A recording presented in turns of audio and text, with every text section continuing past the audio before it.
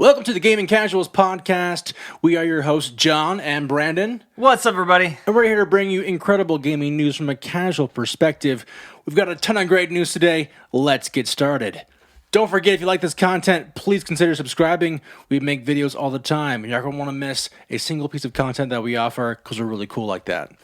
All right, let's talk about game releases. We've got Kingdoms of Amalur the Re-Reckoning happening. Brandon, I know you're not a big Kingdoms of Amalur guy. You know, I've heard about it, but I know absolutely nothing about this game, so I'm very excited to hear what this is. So, Kingdoms of Amalur is an RPG game, and it's designed by author R.A. Salvatore, who wrote a book series called the Demon Wars Saga, kind of like fantasy, but he partnered with Todd McFarlane, creator of Spawn, and with Ken Rolston, the designer for Elder Scrolls Oblivion, and they created an epic RPG single-player style game back in 2012. And it was called Kingdoms of Amalur. It's very similar to a Warcraft style, but it has a really cool loot system and like skill branches, and it was a ton of fun, really happy and, frolicky, whatever. It wasn't super mature in any way. It was just a ton of fun, and they had a bunch of problems trying to get a subsequent release because of some major IP issues. And so I think 2 years ago, THQ bought the rights to the game, and they are making a complete re-release remaster of Kingdoms of Amalur, calling it Re-Reckoning. Nice. So I'm just going to say it's coming out August 11th. August 11th, okay. And so if you guys are a huge fan of RPG-style games, it is a ton of fun. You're not going to want to miss Kingdoms of Amalur Re-Reckoning. Sounds good. RPG, I'm in, especially you said the guy who helped co-create Oblivion. Yeah. That's awesome. I love that game. It's good stuff. So yeah, it's a ton of fun. Really whimsical, a whole lot of fun. Definitely not like a Witcher-style game. Definitely a lot more upbeat. And honestly, if you think of ideal fantasy games, it's pretty much what it is. It's really an interesting genre. So I'm thinking when you say that, are we talking about I don't know, Lord of the Rings type fantasy? I'm thinking of the Shire and hobbits dancing around. Yeah, it's really it's really lighthearted. Okay. And it's very similar to a Lord of the Rings style game. And I'm not the Lord of the Rings games were a catch-22. Some were good, some were bad. This is a very much a open world in a way kind of style. And I don't know, I'm trying to find a game that would make more sense, but think about have you ever played Nightcaster for Xbox? No? I don't think so. Okay. No. Not a lot of people have. No. It's similar to Nightcaster, but it's more of a, third-person perspective and a whole lot more fun. With it being an RPG, is it turn-based like the old school? No, it's completely open. All open, it's action RPG. Yeah. You said loot, so I'm assuming you're equipping your different weapons and armor and all that stuff. Okay. Leveling up? Yes, leveling up. Love leveling up. What was really interesting about the game is, the original game, is that every area you went to in the game, it had a very specific, almost like an exotic piece of gear. It was unique, okay? And there were different classes in the game that you could take, but the unique gear was dropped at random, and you only maybe got a few pieces. You could never find the complete set, because once you reached a certain level, that unique loot table went away for you. And it was really interesting. And so, it was really tough to, holy crap, how am I going to find this unique loot before I level up too far?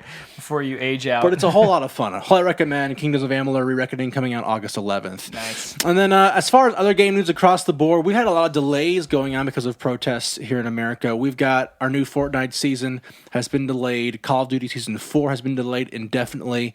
But we do have something cool happening. We have Pokemon Sword and Shield's first expansion. It's still happening.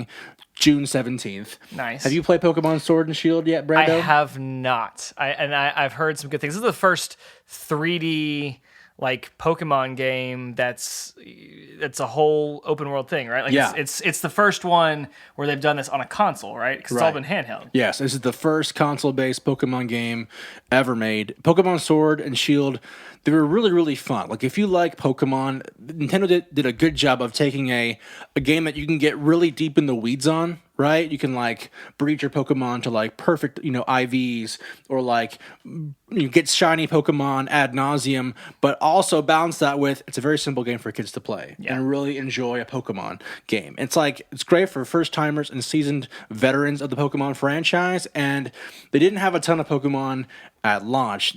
People were very upset because they only had about 150 Pokemon spanned out across only a couple of games, right? So you maybe only had 3 or 4 from Gen 1, which is the generation I grew up on, and maybe 4 or 5 from Gen 2, and so on and so forth. But with new expansions, they're increasing the Pokemon pool for you guys, and that coupled with Pokemon Home on Switch will enable you to get more and more Pokemon for your Pokedex. My brother's a hardcore Pokemon fan. He completed his Pokedex across every single game ever made. Oh, wow. And when he wasn't able to transfer all of those into Pokemon Sword and Shield at first, he was really upset. But now with the increase in the size of the Pokedex, he can add more and more Pokemon from his game through Pokemon Home back into his game. Nice. So it'll be really, really fun. And it's going to have a whole new story. Isle of Armor is the name of the adventure. And you can buy the whole DLC pass for about $30. And you'll get 2 DLC expansions, 2 Pokemon with different stories, new evolutions. It's a whole lot of fun. Wow. Awesome. Let's see. All right, and also, just on gaming news that got delayed, Cyberpunk is also delayed. They're going to have an announcement, I think next week, but they pushed it back, obviously, for the protest reasons. But on a side note, it's been officially 8 years since the original Cyberpunk trailer. 8 years? 8 years. Oh my 2012, the original trailer released. If you guys haven't seen the original trailer for Cyberpunk, it's really bizarre, and it's really interesting. How it's changed? Right. Well, I mean, it's interesting that, Project Red announced this game 8 years ago, and obviously they did the entire Witcher franchise in that time, and now they're getting back around to it. So it's a nice retrospective look at, wow, this is a game that was promised, and now it's finally coming. Kind of like Final Fantasy VII Remake, but we won't talk about that right now. But let's talk about some Nintendo Switch news. So. Yes. Back in March, we had an announcement from Nintendo. They were going to be re-releasing Super Mario's entire 35-year back catalog for Nintendo Switch. Which is awesome. Which is incredible. And they have a lot of games for Super Mario. There's no official date reported for when those remasters are going to get released. What we can expect to see is we're going to see a few remasters, and the rest will be most likely a port. Okay. But the known remasters, according to USA Today, are Super Mario 64. Yes. Which we did have for a remake in the 3DS. Yeah, it wasn't 3DS. It was DS, the original DS. I never had the handhelds, the DS games. Yeah, the DS was fun. You got to play Wario and Luigi. Super Mario Galaxy, which was originally for the Wii, and then Super Mario Sunshine, which was for GameCube. So, Brandon, of all those Super Mario games, what do you think will be the game that you want to see the most? So I still remember Super Mario 64 as one of the early games. It was one of the first games I ever got for the Nintendo 64 because, of course, that was the game you bought. Wasn't that one of the It was on the launch titles. Yeah, right? one of the launch titles. I feel like one with Mario Kart. Yeah. Yeah. If that's not the case, it was a long time ago, but that's one that will always stick in my head as one of those classic Mario games. So I'm very excited about that. And again, I never played any of the DS games. I never had a DS, so the remake, or not remake, but the port they had, or I guess it was a remake. Yeah, technically it was a remake. Remaster, I guess. Right. They had a while back. I never got to play that, so I'm very excited about that. But I'm actually really excited about Super Mario Sunshine. Yes. I know that one may not have had as many glowing reviews as 64, or is not as fondly remembered. But I feel like enough time has passed since that game came out that I really don't remember much about it other than the flood, the water iconic flood, jetpack thing, and for some reason in my head, I am really itching to play that game. Yes. I don't know why. Maybe just nostalgia, just remembering back to a simpler time and playing that game. I'm excited to try that. So if that is, has it been confirmed, or is it still kind of a rumor out there? As far as the article I read on USA Today, it has been confirmed. Okay, cool. Yeah, so I'm excited about that because especially on the Switch, because again, the Switch is such a great console to be able to pick up and play wherever. So I can play it on the TV, but if I want to go, like I said, if I'm laying in bed, I can play that handheld, because again, that's how I played the entirety of Breath of the Wild, which I know is not the right way to play it, but I played it all in handheld mode. So I am excited about that. Galaxy is great. I played Galaxy 1 and 2. It's fine. I think I've never played Super Mario Galaxy. Yeah, it's fine. I mean, it's cool. It's a cool concept, but I think that Super Mario 64 and Sunshine, just that nostalgia piece is what's really selling me on that. So I'm excited about those. As far as the other games, and you said that some might be ports, some are remasters. Is that going to include everything? As Super far Mario as Brothers 1, as 2, far as what they 3. said, now we honestly do have a lot of Mario games already out. If you have Nintendo Switch Online, you have Yep. the NES and Super NES classics already there. But any game that was made for Game Boy Advance, you were thinking like, or maybe the 3DS, Super Mario 3D Land, for example, they're gonna get put into the catalog as well for Switch. Nice. Okay. Well, yeah, I'm excited about like I said, those potential remakes or remasters, because that's the classic that I remember. Yeah, and that's pretty welcome news, I think, for Nintendo fans across the board. We've seen a lot of Nintendo's push to bring, the games of yore back into a new and fresh take. Obviously, the most iconic ones have been Zelda. Yes. I mean, we've had remasters for, gosh, it was Wind Waker. We're still waiting for Skyward Sword. We have Majora's Mask and Ocarina for 3DS. And I think it'll be really fun to bring another franchise into that fold. It'll bring new life and joy for those games, and also bring younger players who maybe not have had the experience of playing a game like that into the joy that is Super Mario 64. Speaking of Zelda, I know this is something that's not even out there, and so just talking about, I would love a remake style, a Final Fantasy VII remake style of Ocarina of Time. Really? Oh my goodness! To see that game remade with now, like in today's landscape, that just I would love to see that, because you talk about some of those ports and those remasters and stuff that came out from the Zelda franchise. I like that, but a lot of those again weren't they in the DS world or something like that? Yeah, a lot like of Wind them were in Waker. the DS world. I loved Wind Waker. Was for Wii U. Oh, it's for Wii. Yes, Wii U was Wii an U. HD, yep. I never had the Wii U. I had. No one did. Yeah, no one exactly, had the Wii U. So, I would love to jump back into those games. Majora's Mask is one of my favorite Zelda games. I don't know why. It's one of those darker, it is weird. I love the games. darker, mature Zeldas. Yeah. Like Twilight Princess was like that for me too. Yep, Twilight Princess. I would and love even to see Skyward those. Sword got pretty dark in some of the gameplay. So I would love to see some of those kind of. I want the Switch to be that all here's all the games from the past. And I know that, like you said, with the NES and the SNES, those, it's not the virtual console. It's, what do they call it now? The online, the classics. I know they have that there. I would love to see some more of those classics, just to have one place for all the Zelda games, all the Mario games. And it sounds like if they're doing this with Mario, it could give you hope. I don't know. To me, it sounds like they're testing the waters. I feel like Nintendo's had their cards pretty close to the vest on this one, because obviously Xbox is coming out saying all of our games are going to be out for Game Pass, or the backwards compatibility is so broad. But with Nintendo, they have really they love the modular, we're going to have a console, then we'll have games for it, and then another console, we'll have games for it. There's not a lot of blurring of the lines, because I think Nintendo is kind of working on that. I want to say it's more like it's an older version of commerce for that style, and depending on what the audience wants, obviously. But would I love to see Switch have every title? Yes, but I also know that I really want a Nintendo title. I really want Nintendo hardware that's going to be super hardcore, like an Xbox would, and to have to redo all those games would be a struggle. But I think Nintendo Switch has a lot of ability to be an all-in-one for Nintendo. Just depends on what they want, where they see the market value at. That's actually a good point. Nintendo taking that stance. Kind of where each console has its games, whereas Xbox and Microsoft are doing more of that. The Series X is going to be backwards compatible with all Xbox One games, and backwards compatibility is a big deal.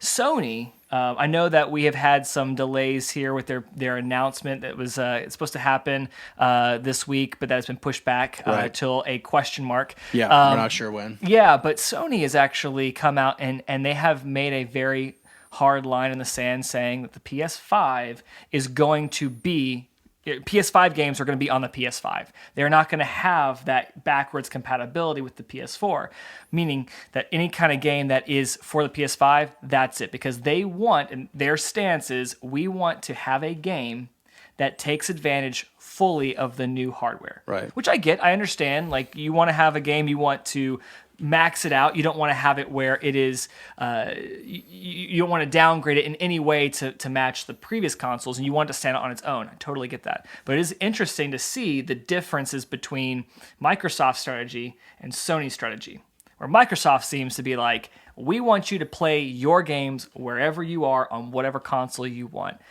what do you think about kind of that stance that Sony's taking with this, hard line of PS5 games or PS5 games and versus the player games anywhere? No, I think it's going to be a do or die for them. And I'll say that there is a risk when you take games and kind of merge them in the consoles. You do dilute the brand in a way. Mm-hmm. You do say, there's no need for you to buy a PS5 right now. Our cutting edge console is not a requirement. And when you say those things, the audience doesn't always feel like they have to go and buy one, which it's a really bold strategy for Xbox to merge all those games. We'll really have to see how it plays out in the economics of whether that keeps consumers from buying the new consoles or whether that's an encouragement to keep buying new consoles. That's true. And I think PS5, like you said, I don't blame them, Sony, for having exclusive to PS5 consoles. But I also know that historically, Sony has had far superior first-party titles than Xbox has. Where Xbox, they have some coming out right now, but depending upon what kind of content Xbox pushes, it might not be worth me buying an Xbox Series X to play those first-party titles. Whereas a PS5, I know Bloodborne would be great remastered, where I know the new Last of Us will be amazing, or I know that these other titles coming out are going to be incredible, so I'm going to buy a PS5 for that. That being said, we don't have any news on any first party titles from Sony, and so there's no right now if I were to buy a Series X, I would totally get one, right? Because I know Halo Infinite's going to be great. Well, that, but then on top of that, and this is what Microsoft is doing, is you buy a Series X, and you're going to have hundreds and hundreds of games already ready for that. And no matter what game you play, whether it's an Xbox One game, it's going to look better, play better on the Series X regardless. And if it's a smart delivery game where you get the Series X version of that game, it's going to be even better for that. But that's the one thing Microsoft is saying is that they want you to know, hey, we care about the games. And that's kind of nice messaging from them because in the past, it hasn't really been that clear. Right. It's about the games. It's, that famous TV a video out there from Microsoft's announcement of Xbox One. They are really going for, we don't really care where you play. And honestly, I think they've even said too, yes, they care if they want you to buy the new console, but They really don't care if it's on the Xbox platform or the PC platform because they just want you to be in the ecosystem, to play the best Xbox games. They're putting their eggs in the game basket. The services, Game Pass, Xbox Live, xCloud when that comes out. That's where they're really focusing. And I think that'll be the better long-term solution for the future of the consumer and where gaming's going. It's going to be really good for our audience type, the Netflix audience. It feels like future-proofing that whole world. Whereas Sony, again, I get what they're saying. We want to make sure that our newest PS5 games are going to be amazing. And we don't want to have any kind of, we have to make this compatible for PS4 players so they can play this. We want to make sure that anything that the PS5 comes out with is amazing. However, it's also a little, in my opinion, it does, and I could be wrong because Sony could come out and just blow out the water with this because they have the high ground right now and they are that number one console right now. But unless they do something amazing with that, it does seem like it's a very old way of doing things where it's that whole next generation console. All your stuff is left behind, and they're cutting off a lot of the older crowd to have the PS5 games. If they don't have the games there, what are you going to do? It's going to be a very interesting thing to see how it plays out. I'm really anxious to see what Sony announces at their announcement, which it better be really good. And so I have a question, Brandon. I'm gonna do a little hard read here. Okay. But I want to ask you, what surprise game announcement for PS5 would have to be announced for you to say, I'm buying a PS5? And before you say that, while you think about it, yes, I'm going to make a hard read here that if they come out and say on their announcement that's coming up, the Final Fantasy VII Remake #2 is coming out launch day. Chapter 2 is coming out launch day. Yeah. Or it's coming out in the spring. I'm going to shell out big money for that PS5? That's a good question. And that's like a really tough sell. Or if they say Bloodborne 2 is happening launch day. I'm a huge Bloodborne guy. Now, that's not a big sell for everybody. But for a hardcore Bloodborne fan like me, not a casual Bloodborne fan, mind you, hardcore, I want to shell out dough for a PS5, you know? Yeah, so what first-party title would PS5 have to announce? It has to be an established title. Yes. So you can't just say, like, it can't be one of their obscure, like Ratchet and Clank is coming back. Yeah. Like, no, it's not going to be. I get what you're saying. Like, what would you think would have to happen for you to buy one? I think for me, and this is honestly what sold me on the PS4, and I got it as a gift from my wife. The PS4. When I got the PS4, it was actually about a year and a half ago, and I got it. One, I wanted to do the VR thing. I wanted to do to experience VR. I had an Oculus Go, which is like the baby version of VR, and I wanted to experience more of that. So I wanted to jump in there, and PlayStation had that. But the one game that really I wanted to get for that was Spider-Man. Spider-Man. Just $20 on the Sony Days of Play sale, by the way. Yes, it is. Anyway. I wanted that game. Insomniac Games did a fantastic job with Spider-Man, and I knew that before going in, just seeing all the videos out online and just hearing people talk about it. I knew it was going to be a great game. They had some great games in the past, of course, most recently for Xbox owners, Sunset Overdrive. Yeah. Great game, very fluid motion. And so that was one thing. Plus, I love Spider-Man. Just that whole world. I wanted that. I was very... As an Xbox guy, I really was sad that it was a PS4 exclusive. That was one of the main reasons why I got a PS4. Of course, all the other first-party games I've jumped into as well. God of War, which is awesome. I think for me to jump in, it would be Spider-Man 2. Really? I think so. Did you So you like Spider-Man 1 enough? Like, I didn't think it was good enough to merit. I liked it a lot. I will say I am glad that I didn't buy a PS4 at the asking price when it first came out. Yeah. I'm glad that I got it on a severe Black Friday discount. Yeah, I'm pretty sure we got a PS4 Slim for like $200. Oh yeah, well, not to like brag, but there was a Cyber Monday deal. I got this thing from Walmart. Essentially, it was $100 for the console. $100, and it was like $40 for the Spider-Man because it was bundled with that. Dude, I know. Anyway, so with that said, I think for me, I am going to be getting a Series X day one. I know that. For me, Xbox is where I want to play all of my third-party games. Mm-hmm. Sony, I want to jump in for those first-party games. Like you said, the exclusives I can't get anywhere else. I am probably going to be getting one later on. Yeah. Probably after a couple years, maybe after that first iteration, like if they do some kind of slim or whatever. We don't even know what the console looks like yet. But whatever iteration of that, when the price drops, maybe I'll jump in because by then I'm hoping you'll have a Spider-Man 2, a God of War 2 or 5 or whatever it is. All these other ones. Yeah. Who knows what it looks like there where it's more established and these deals come out. Again, being a casual gamer, don't have all that money to drop on all these great things. And plus, all the time, too. That's one thing I don't have. We have to run a line of merch to buy our consoles, guys. Help us out here. That's one thing I don't have the ability to just jump in and play all these games at once. I mean, I have a backlog of so many games I want to play that if I were to jump in and spend a bunch of money on a new console where I'm already going to get the Series X, I'm going to be having a console that's sitting there doing nothing. So I'm better to wait until deals come out. So to answer your question, it's probably Spider-Man 2, but it's also probably when the price drops for me. That's fair. That's really fair. Because they're all single player games anyway that I'd be playing. Yeah. All the totally. Xbox or all the multiplayer games that you have to play in the moment, like the Call of Duties and all this, that's all gonna be on the Xbox for me. Yeah. So speaking of great games on a budget, I'm sorry that I couldn't get a PS4 like you did for $100. I'm not gonna be jealous about that. Actually, you were the one that told me about it, by the way. I told you about the deal? You told me about the deal. Yes. It was... I'm not kidding. You mentioned it in the group chat. I'm so amazing. You did. You mentioned it and said, "Hey, Cyber Monday, 11:59," and I did that through Well, that's Walmart. what I get. Well, I will say, to my wife's chagrin, I did say that. Like, I asked my wife when we got married, back when I got a PS4, Bed Bath & Beyond was what we filed a registry under. Yep.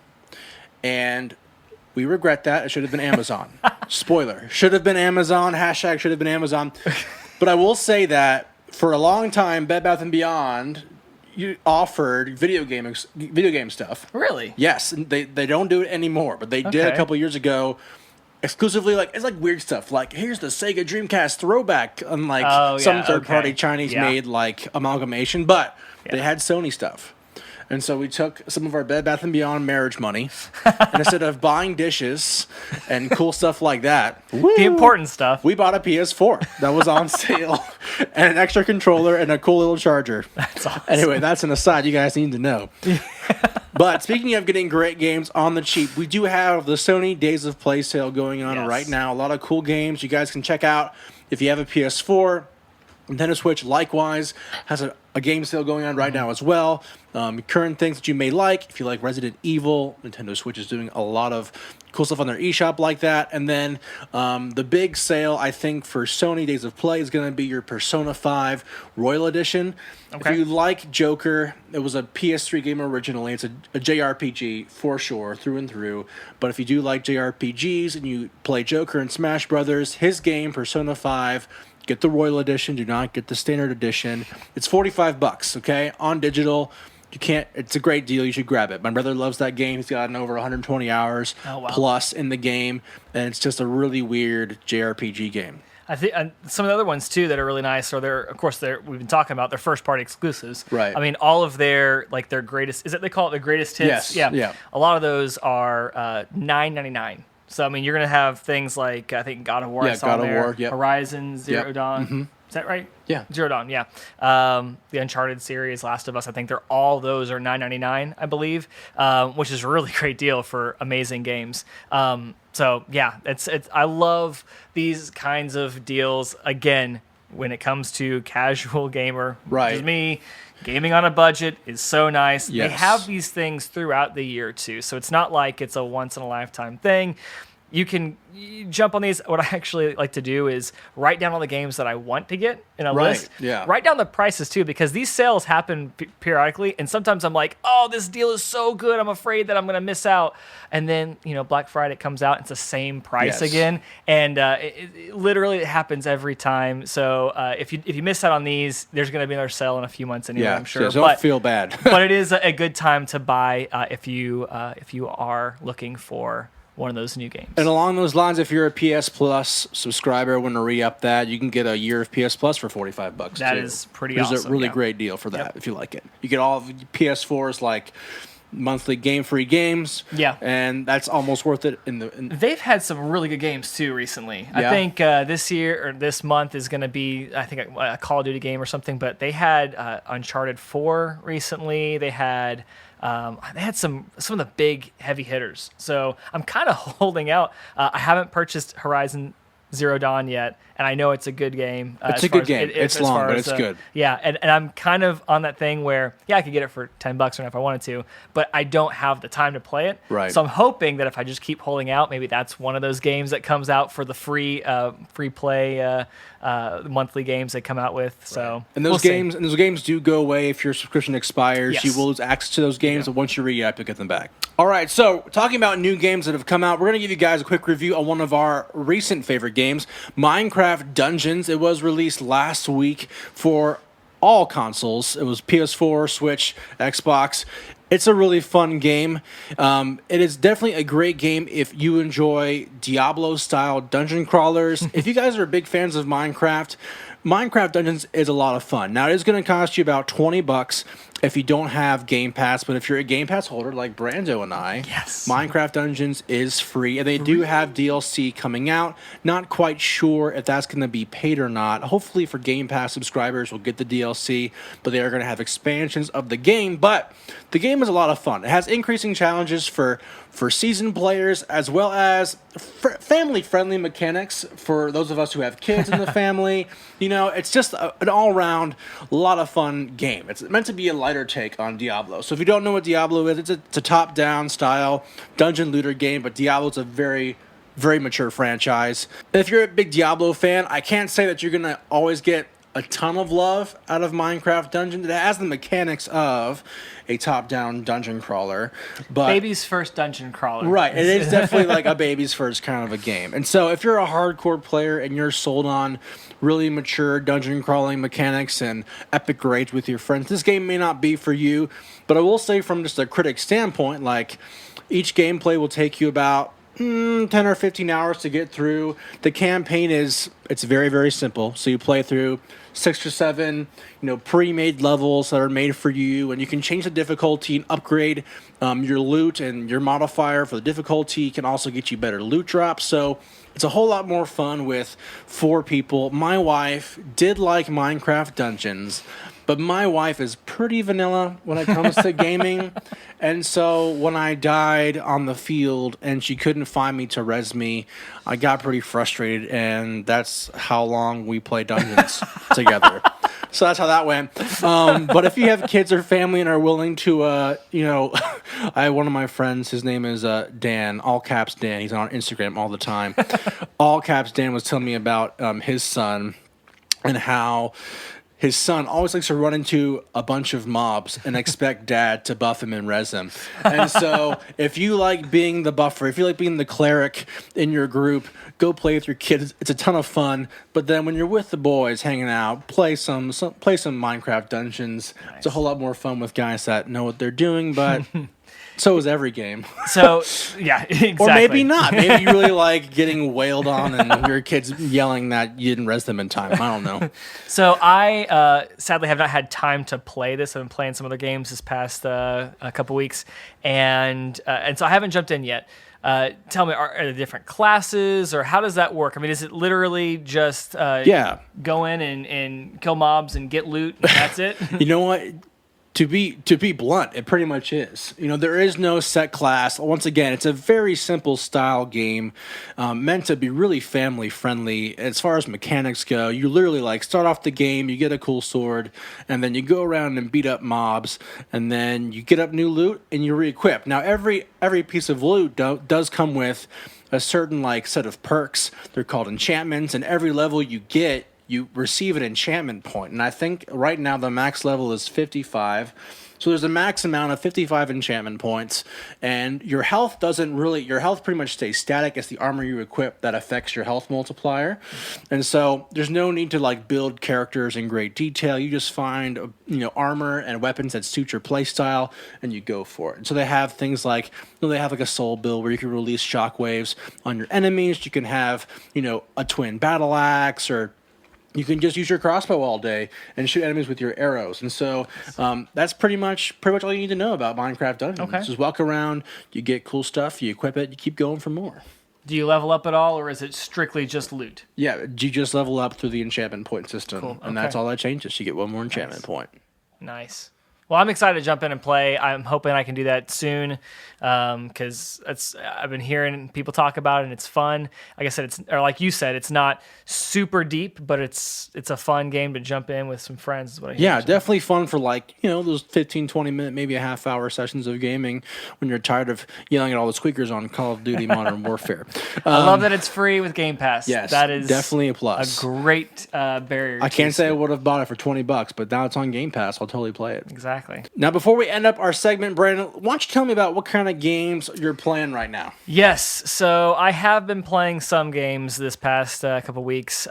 One, I did finally jump into Final Fantasy VII Remake. I'm so proud of you. I know. I'm so do you so like glad. it? I really do. I really like it. I'm only on chapter 4. I did look online to see how many chapters there are, just to know kind of where I'm at. I think there's 18 chapters or so. There's a few. Something like that. So I'm still pretty guys. early on, but I am really enjoying it. It is cool to see a lot of the places that I saw in the original game. I'm like, I think this is this building here, and of course it's so much better in 3D and as detailed as it is. But the original was in 3D. That's true. Just so you know. I said that, I was like, but it's this. You don't have the painted backdrop, and you're not walking exactly. your 10 polygon cloud. Controlling the camera around you. But I will say, I really wanted to jump through, because with limited time to play, I wanted to really power through the story mode. So are you doing easy mode?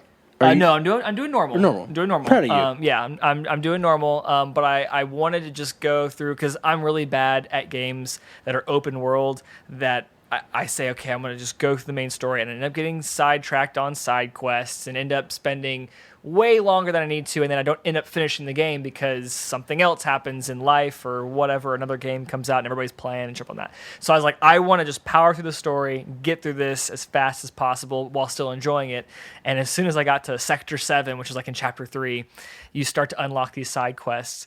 And I'm like, well, crap. I'm going to jump into some of these side quests. And you really want to get the most out of the game. I do. I really want to. And I ended up doing all of the side quests in that whole thing before jumping into the main story.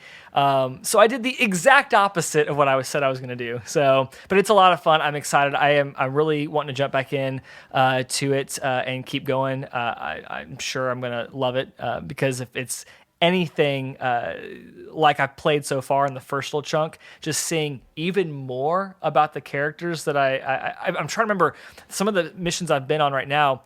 I don't remember in the original game. And they fleshed out a lot more of these characters. Yep. And so I'm like, this is really neat because it's like I'm playing it for the first time, even though I've already played through this section in the original. So that's the first game I'm playing. The second one I've jumped back into is the Division 2. I feel like you're like in and out of Division 2 all the time. I have been play with some buddies, and that's kind of one of our games that we've been really enjoying recently.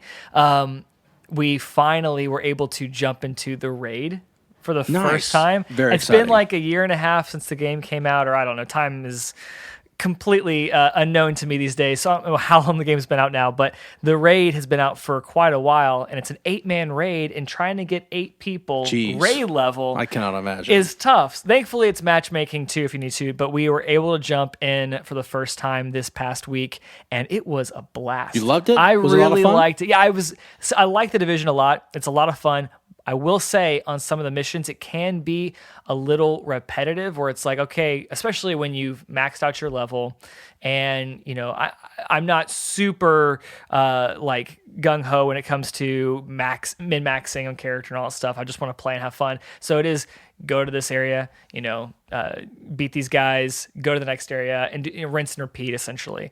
But the raid mechanics of this raid, the boss mechanics of it was what I was missing. I mean, it reminded me of raids in Destiny in a good way where it's like, okay, it's not just go in this room and shoot these guys. It's literally, okay, we have to figure out how to take down these robot dogs or how to take out this guy who's just a huge tank, and there's special mechanics for that. It was a lot of fun to coordinate with your friends. It is set up where it's 2 groups of 4, so there are 8 of you, but it's subgroup A or however they call it, and B, and it was cool because we were there was 4 of us real friends and then 4 randos, and halfway through we were like, let's just all party up together. So we all jumped in the same party so we could actually communicate with everybody, and that was so much fun because then we were all actually able to help each other out and work together. So I've really enjoyed that. We got through the entire raid into the last boss, work. like in the first attempt, which was really fun. So that's great. Good stuff. What about you? Yeah, so for me, I have like games I play on and off, and I really enjoy playing Snake and Smash Bros. So I've been going through the Metal Gear Solid series. Nice. And I played Metal Gear Solid, the original, and I played it like, I think they had a kind of like a remake for the GameCube. For the GameCube, yes, but Twin Snakes. I didn't play that one. I played the original a long time ago. We were going to a wedding in Michigan, and I literally like sat in the car and played the original Metal Gear Solid on your computer. Don't tell anybody. On my computer, and I'm like, it was a brick. It was a brick. But what's cool thing about Konami recently allowed all their games for MGS on the Game Pass. And so you can actually play Metal Gear 2 and 3, MGS 2 and 3. Sons of Liberty and Snake Eater. I love this series, by the way. So I've been going through MGS 2 and 3. I'm on 2. It's hard for me to reconcile the gameplay mechanics with the story because the story is so great where the gameplay I'm like, I can't believe I have to sneak around this map again. But I've been really enjoying it. It's been a lot of fun. And then Outside of MGS2, I've really been enjoying playing some other Game Pass games. I played golf with friends the other day, and I will say of all the games on Game Pass that I've enjoyed, I have not enjoyed golf with friends. It's the worst. It is the worst game ever. So if you ever play golf with friends, you'll hate it. Don't play it. Is it like an indie title or is it like an actual? I think it must be an indie title because of how unpolished it is. And we were playing in a party mode yesterday, and like they have like I pay homage to some of the other Xbox titles. We're playing in a game where they have the Sea of Thieves Kraken on it, nice. And when your other friends in party mode, you can play it like croquet, where if everyone gets no one plays golf in rounds in this game type. Everyone kind of like does their own thing, and balls are flying around trying to hit the green or whatever. And but that means that you can take your golf ball and smack into other people's golf balls. Nice. And so I was just so tired of like double bogeying and like airing out and getting 14s on my scorecard that I just started like hitting other people into the water. And that was way more fun than playing So just golf. completely just trying to take out as many people Being as the possible. complete troll that I am. Nice. That was the best part about ruining everyone else's experience in golf with friends. Well, sometimes when you have games like that, it's fun to kind of tweak the rules and just kind of make it your own thing. And it's sometimes games played however you want turn out way more fun than the developers actually intended for it. So it's cool that you do that. Now, my question is, why that game? Did you try the little randomize button in the Game Pass library where you just like pick a game for me at random? I was just minding my own business playing Call of Duty on the 24/7 shipment game type, and my friends were like, "You should play golf with friends; it'll be fun." I'm like, "Why am I playing this game?" It was only a 2 gigabyte download. I was gonna say, how big was that game? Right, Was it only like 2 gigabytes. So I downloaded it quick and started playing. I'm like, "Why don't I waste my bandwidth on this?" Well, the good thing is it was free, and you didn't have Game Pass. You wouldn't have been able to try that out and realized you didn't like it. Thanks, Game Pass. Yes. Guys, thanks so much for joining us on this latest episode of the Gaming Casuals podcast. If you liked it, please consider subscribing. Hit the notification bell to be notified when all of our videos come your way. You're not going to miss a single episode. And be sure to hit us up on Instagram at The Gaming Casuals. We post there all the time. If you want to learn more about us, hit us up at The Gaming Casuals on Instagram. Brando, it's been fun. It has been. Hopefully this next week in the American history books isn't going to be as trash, and we'll get some great gaming news. Yes. But until then, everyone, stay safe, enjoy your life, and go play a great game. We'll see you guys very soon. See ya.